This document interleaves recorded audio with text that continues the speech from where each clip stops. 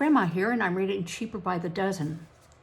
I've often thought of how difficult it must have been for parents in the 1920s to go from long dresses, long hair, high-top boots, horse and buggies, to automobiles, short dresses, bobbed hair, makeup. Even everything about that period of time was in such a everything was being turned up,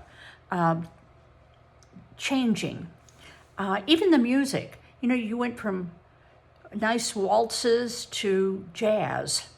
There weren't many aspects that didn't change. You went from gas power and coal power in your house to electricity. You went from the only way to communicate was to write letters to having a telephone. There were just so many changes during that period of time. And this chapter talks about it quite a bit. Some of the changes I just referred to. 4 wheels, no brakes. By the time Anne was a senior in high school, Dad was convinced that the current generation of girls was riding with rouged lips, rolled stockings, straight for a jazzy and probably illicit rendezvous with some greasy-haired devil. Flaming youth had just caught fire. It was the day of the flapper and the chic, of petting and necking, of flat chest and dimpled knees. It was yellow slickers with writing on the back, college pennants and +4s. Girls were beginning to bob their hair and boys to lubricate theirs.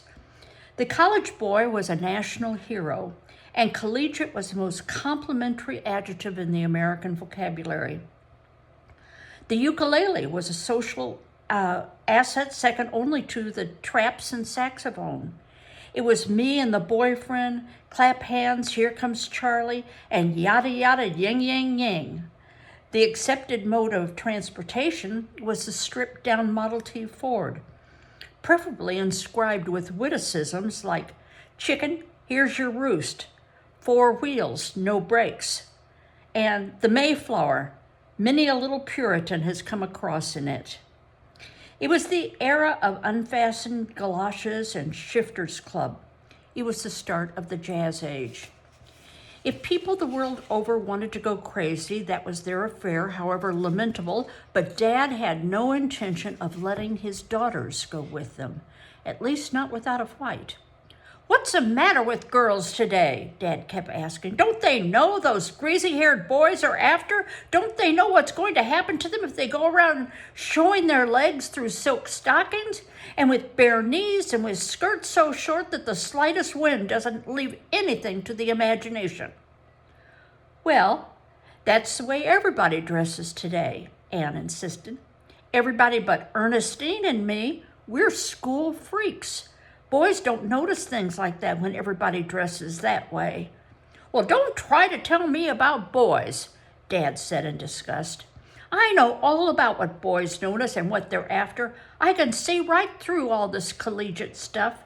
This petting and necking and jazzing are just other words for something that's been going on for a long, long time. Only nice people didn't used to discuss it or indulge in it. I hate to tell you what would have happened in my day if girls had come to school dressed like some girls dress today. What? Anne asked eagerly. Never you mind. All I know is that even self-respecting streetwalkers wouldn't have dressed. Frank! Mother interrupted him. I don't like that Eskimo word. The girls turned to Mother for support, but she agreed with Dad. After all, men don't want to marry girls who wear makeup and high heels, Mother said. That's the kind they run around with before they're married. But when it comes to picking out a wife, they want someone they can respect. Well, they certainly respect me, Anne moaned. I'm the most respected girl in the high school. The boys respect me so much, they hardly look at me. I wish they'd respect me a little less and go out with me a little more. How can you expect me to be popular? Popular? Dad roared. Popular? That's all I hear. That's the magic word, isn't it? That's what's the matter with this generation. Nobody thinks about being smart or clever or sweet or even attractive. No, sir. They want to be skinny and flat-chested and popular. They'd sell their soul and body to be popular, and if you ask me, a lot of them do. We're the only girls in the whole high school who aren't allowed to wear silk stockings, Ernestine complained. It just isn't fair. If we could just wear silk stockings, it wouldn't be so bad about the long skirts, the sensible shoes, and the cootie garages. Now, I don't usually stop and explain things, but I had to look up cootie garage. And it is a hairstyle that will look very familiar to some of you. And I found a picture that has it side by side with a more modern version of it. It is where the hair is bunched on the sides here and in a bun or braided and rolled on the sides. And it's called a cootie garage because cooties are head lice. And it was a place, because once you had your hair done like this, you didn't comb it out every day. You left it in the little buns, and they thought that it was just a great place for the head lice to go and live. So that's what a cootie garage is. All right, now I gotta find my place again. Okay, I haven't found it. No, by jingo, Dad pounded the table. I'll put you both in a convent first. I will, by jingo. Silk stockings, indeed. I don't want to hear another word out of either of you, or into the convent you go. Do you understand? The convent had become one of Dad's most frequently used threats. He had even gone so far as to write away for literature on convents, and he kept several catalogs on the tea table in the dining room where he could thumb through them and wave them during his arguments with the older girls. There seems to be a nice convent near Albany, he'd tell Mother after making sure that Anne and Ernestine were living. The catalog says the wall around it is 12 feet high, and the sisters see to it that the girls are in bed by 9 o'clock. I think that's better than the one in Boston. The Boston one is only 10 feet high. The so-called cootie garages, which Anne and Ernestine now detested, had been the style several years before and still were worn by girls who hadn't bobbed their hair. All right, now, bobbed hair. I have bobbed hair. Bobbed hair is where it is long on the sides and very short in the back. Just so happens that the bob has become popular again. It's not always so wavy as mine is, but it's still the same thing. It often is very straight and the side pieces come out like this. Okay, that's bobbed hair. So the so-called cootie garages, which Anne and Ernestine now detested, had been the style several years before and were still worn by girls who hadn't bobbed their hair. The long hair was pulled forward and tied into two droopy pugs, that's those side rolls, which protruded 3 or 4 inches from each ear. If a girl didn't have enough hair to do the trick, she used rags, rats, or switches to fill up the inside of the earmuffs. They're not real rats and they're not real switches. They were just hair devices you could buy in the store that you would put here and you would curl the hair around it. Anne decided she could never get Dad's permission to dress like the other girls in her class, and that it was up to her to take matters into her own hands. She felt a certain amount of responsibility to Ernestine and the younger girls, since she knew they would never be emancipated until she paved the way. She had a haunting mental picture of Jane, 15 years hence, still wearing pugs over her ears, long winter drawers, and heavy ribbed stockings. "Convent, here I come," she told Ern. "I mean the Albany convent with the 12-foot wall." She disappeared into the girls' bathroom with a pair of scissors. When she emerged, her hair was bobbed and shingled up the back. It wasn't a very good-looking job, but it was good and short. She tiptoed, unnoticed, into Ernestine's room. "How do I look?" she asked. "Do you think I did a good job?" "Good Lord!" Ernestine screamed. "Get out of here! It must be catching." "I'll catch it when Dad gets a hold of me, I know that, but how does it look?" "I didn't know any human head of hair could look like that," Ernestine said. "I like bobbed hair, but yours look like you backed into a lawnmower. My advice is to start all over again, and this time let the barber do it." "Well, you're not much help," Anne complained. "After all, I did it as much for you as for me."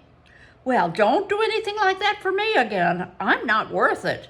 It's too big a sacrifice to expect you to go around looking like that until the ends of your days, which I suspect are numbered." "You're going to back me up, aren't you? When Dad sees it, after all, you want to bob your hair, don't you?" "I'll back you up," said Ern, "to the hilt, but I don't want to bob my hair. I want a barber to bob it for me. But I'm wondering who's going to back up Dad? Somebody had better be there to catch him." "Oh, I have a feeling," Anne said, "that I'm in for a fairly disagreeable evening. Oh well, somebody had to do it, and I'm the oldest." They sat in Ernestine's room until supper time, and then went downstairs together. Mother was serving the plates and dropped peas all over the tablecloth. "Anne," she whispered, "your beautiful hair. Oh, just look at you." "I have looked at myself," Anne said. "Please don't make me look at myself again. I don't want to spoil my appetite." Mother burst into tears. "You've already spoiled mine," she sobbed. Dad hadn't paid any attention when Anne and Ernestine entered the dining room. "What's the trouble now?" he asked. "Can we have a little peace and quiet around here for just one meal? All I ask is—" He saw Anne and choked. "Go back upstairs and take that thing off," he roared. "And don't you ever dare come down here looking like that again. The idea! Scaring everybody half to death and making your mother cry. You ought to be ashamed of yourself." "It's done, Daddy," Anne said. "I'm afraid we're all going to have to make the best of it. The moving finger bobs, and having bobbed moves on." "I think it looks snaky." Ern hastened to do her duty to her older sister. "And listen, Daddy, it's ever so much more efficient. It takes me 10 minutes to fix these pugs in the morning, and Anne can fix her hair now in 15 seconds. "What hair?" Dad shouted. "She doesn't have any hair to fix." "How could you do this to me?" Mother sobbed. "How could she do it to an Airedale, let alone to herself or you and me?" said Dad. "The scarlet letter. How Hester won her A. Well, I won't have it. Do you understand? I want your hair grown back in, and I want it grown back in fast. Do you hear me?" Anna tried to keep up a bold front, but the combined attack was too much, and she burst into tears. "Nobody in this family understands me," she sobbed. "I wish I were dead." She ran from the table. We heard her bedroom door slam and muffled, heartbroken sobs. Dad reached over, picked up his convent catalogs, but he couldn't put any enthusiasm into them, and he finally tossed them down again. Neither he nor Mother could eat anything, and there was an uneasy, guilty silence punctuated by Anne's sobs. "Listen to that poor, heartbroken child," Mother finally said. "Imagine her thinking that no one in the world understands her. Frank, I think you were too hard on her." Dad put his head in his hands. "Maybe I was," he said. "Maybe I was. Personally, I don't have anything much against bobbed hair. Like Ernestine says, it's more efficient. But when I saw how upset it made you, I lost my temper, I guess." "Well, I don't have anything against bobbed hair either," Mother said.